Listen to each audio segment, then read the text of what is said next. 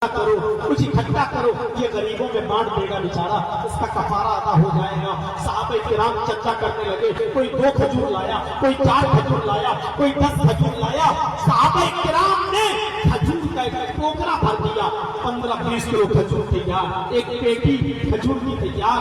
अल्लाह के नबी ने उसको बुलाया, इधर आओ, ये लो, ये तुम्हारे नमाजी भाइयों ने, ये तुम्हारे साथियों ने तुम्हारे लिए चंदा किया है, जाओ इसको अपने गांव में ले जाओ, अपने मोहल्ले में ले जाओ और अपने कबीले में, अपने खानदान में गरीब लोगों में बांट दो, उनको खिला दो, तुम्हारा कफारा अदा हो जाएगा।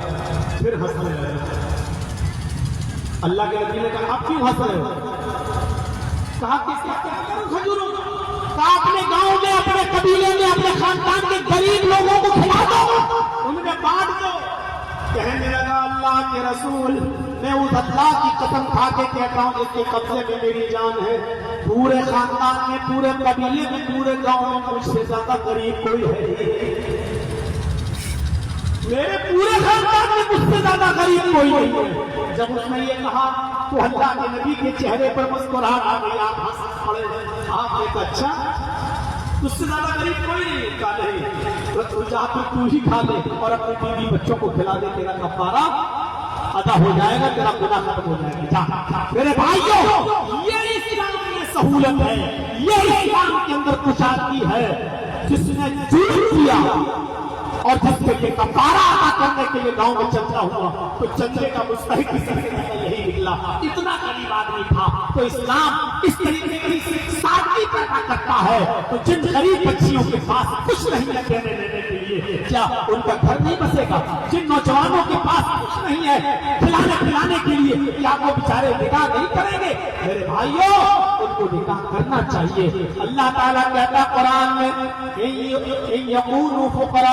अगर तुम फकीर हो गई तो अल्लाह तुम्हें अपने फजल से रिज़्क़ देगा, अपने फजल से तुम्हें रोजी रोटी देगा, अल्लाह तुम्हें अपने फजल से गनी कर देगा। ऐ लोगों, तुम निकाह कर लिया करो, अगर तुम फकीर होगे तो अल्लाह तुम्हें गनी कर देगा, अल्लाह तुम्हें गनी कर देगा। यानी गरीब लोगों को भी निकाह कर लेना चाहिए। अल्लाह ने कहा अगर तुम गरीब होगे, फकीर होगे, तो निकाह के बाद अल्लाह तुम्हें गनी कर देगा, अल्लाह तुम्हें बेनियाज कर देगा, अल्लाह तुम्हें सारी चीजों से नवाज देगा, तुम्हें जरूरत ही नहीं पड़ेगी। लालच मत कीजिए, लालच। इस्लाम दीन तौहीद है, इस्लाम दीन रिसालत है। रिसालत का सही तसव्वुर इस्लाम ने पेश किया है। मैंने वेदों के मंत्र भी आपके सामने पढ़े हैं, मैंने शादी के मौजू पर भी कुछ गुफ्तगू की है, जहेज के ऊपर भी मैंने बोला है, और शराब और जुए पर भी मैंने रोशनी डाल दी है।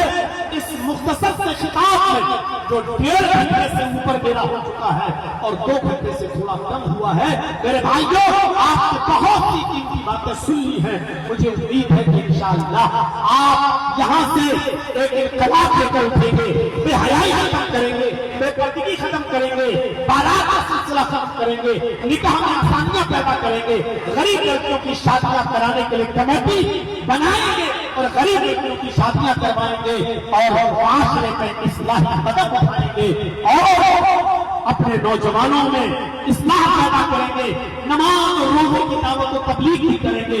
और इस तरीके के जलसे इंशाअल्लाह जब होंगे तो आप हमें याद करेंगे, तो हम दोबारा शिरकत करेंगे। हमें लंबा सफर करना है, लंबा सफर करके आया भी था।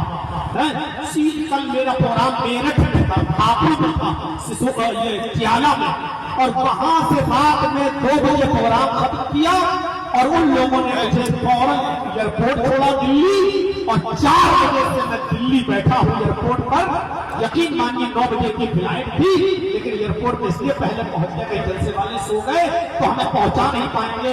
9 बजे की फ्लाइट पकड़ के दरभंगा आया, दरभंगा से फिर मैं उमराव आया और यहाँ पहुंचा, फिर आपकी बस्ती में पहुंचा। और अभी भी सफर फिर करना है, दरभंगा से 6 बजे की मेरी ट्रेन है, ये पकड़ के मुझे फिर निकलना है और लखनऊ को پہنچنا ہے.